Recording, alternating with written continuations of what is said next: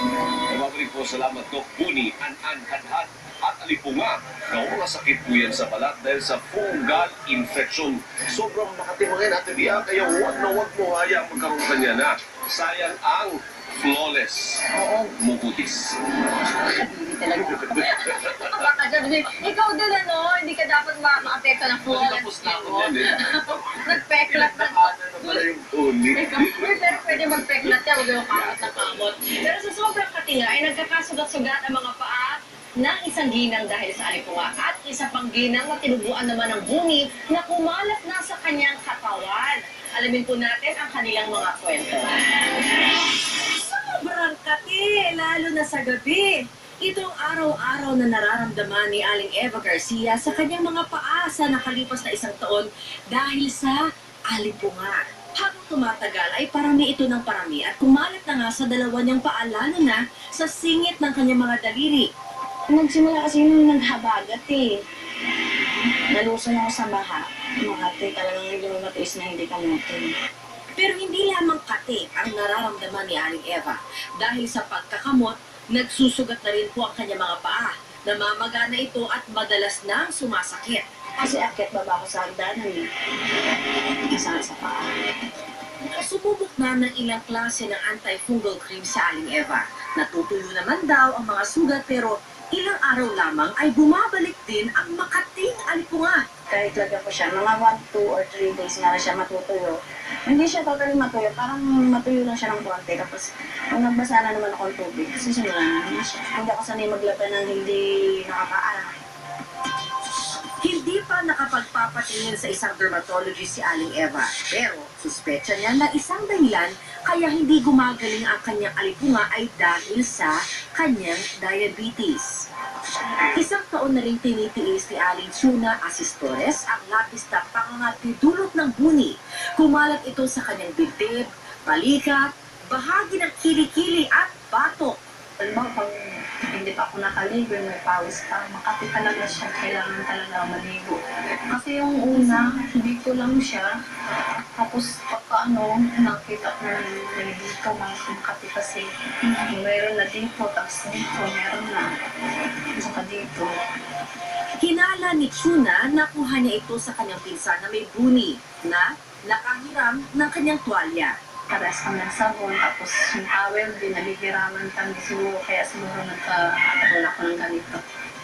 Sa loob ng isang taon, nagpabalik-balik lamang ang kanyang buni. Gumamit siya ng isang cream na noong una ay naging epektibo.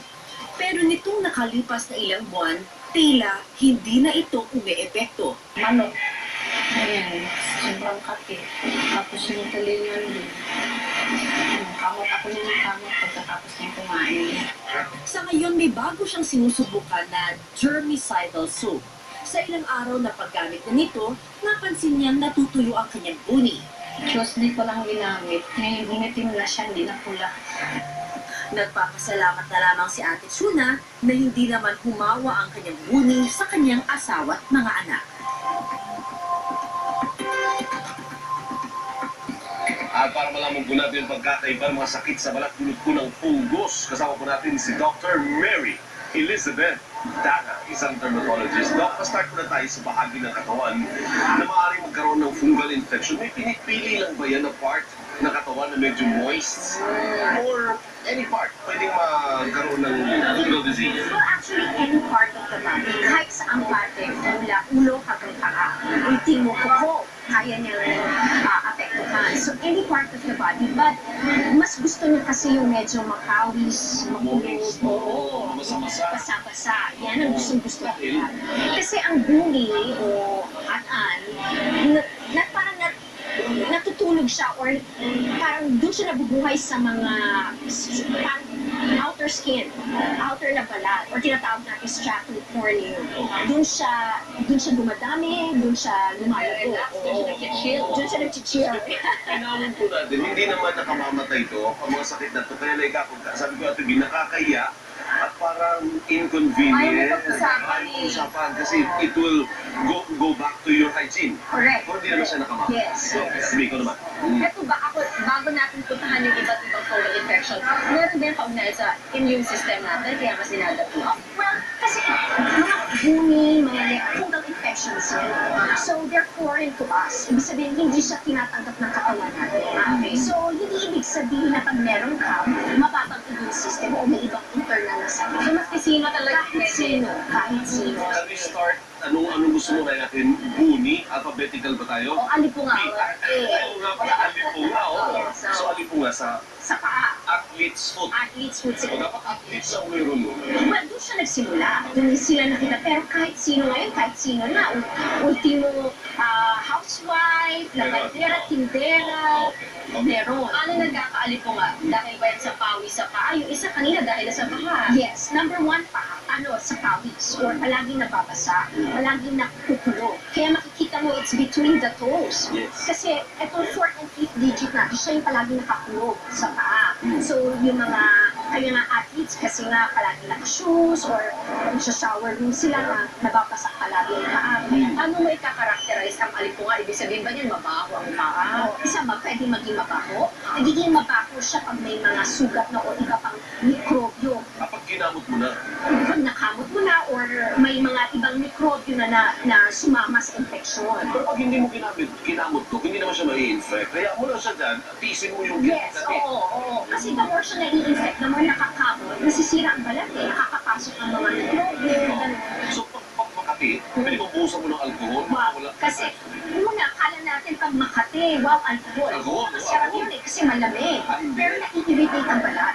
So, pag nag-evaporate ng alcohol, medyo-dry na, so kakamot na naman. So, matandaan po ninyo yan ha? Kasi common sa Pinoy yan, Makati, Oo, buhusan ng malamig alcohol. eh, lalo.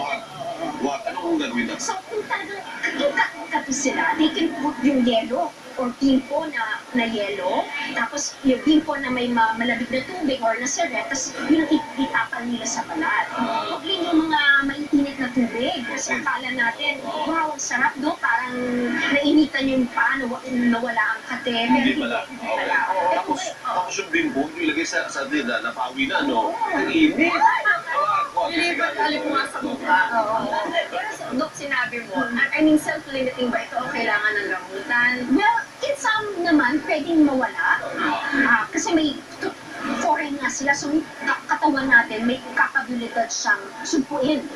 Pero may time, lalo na sa mga ibang mga pasyente na